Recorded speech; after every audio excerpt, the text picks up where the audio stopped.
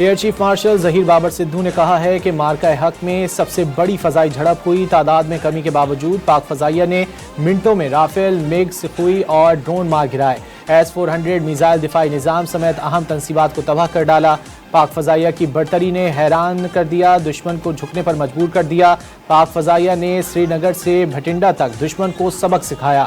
مارکہ حق کا 1 سال مکمل ہونے پر ایئر ہیڈ کوارٹر میں منعقدہ تقریب سے خطاب میں انہوں نے کہا کہ قومی قیادت کی وجہ سے کامیابیاں ملی.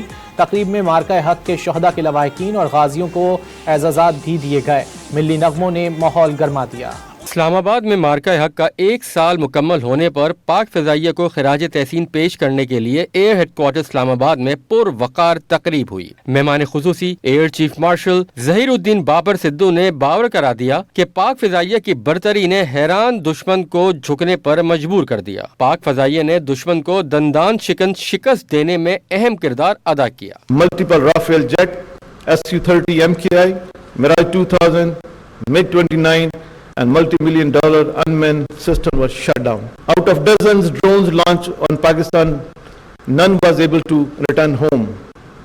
Our killer drones, hypersonic missile and long-range weapon struck 16 enemy air bases within a span of about 8 to 10 hours. 2 of his prized S-400 battery was neutralized. مارکہ حق میں پاک فضائیہ کی جانب سے شاندار کارکردگی per air vice marshal Muhammad Aurangzeb سمیت دیگر غازیوں اور شہداء کے لواحقین میں اعزازات تقسیم کیے گئے.